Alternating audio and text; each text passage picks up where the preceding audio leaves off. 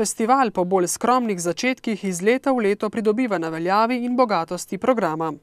No, Črnfest se je začel pred 5 leti kot en vikend festivalček, s katerim smo želeli zapolniti poletno mrtvilo v Črnomlju, predvsem in v bistvu smo se usmerili v vse generacije, v skladu z našim sloganom Dobro za vse. Letošnji festival bo sicer trajal do 25. avgusta. V bistvu vsako leto boljši, tako da tudi letos pričakujemo, da bo odziv dober.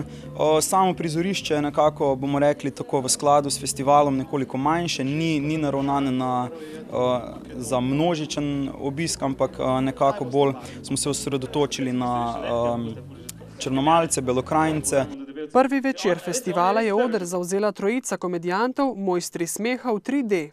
Slovenci se čisto znamo smejati, mogoče se kakšni še ne znajo dobro sebi smejati, ampak mislim, da se bo tudi to počasno naučil. Na tednu mladih v Kranju, srednja stavba, sem se slekel pulover dol, pokazal majico, na kateri je pisal Premagal sem anoreksijo, tista je bila najboljša fora od vseh.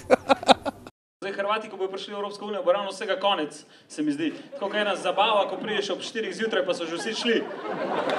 Oni bojo tako prišli ob 1:04, bojo tu, evo nas, konačno, vse je že prazno, nobenega nikjer, steklo po tleh, en grk leži na mizi.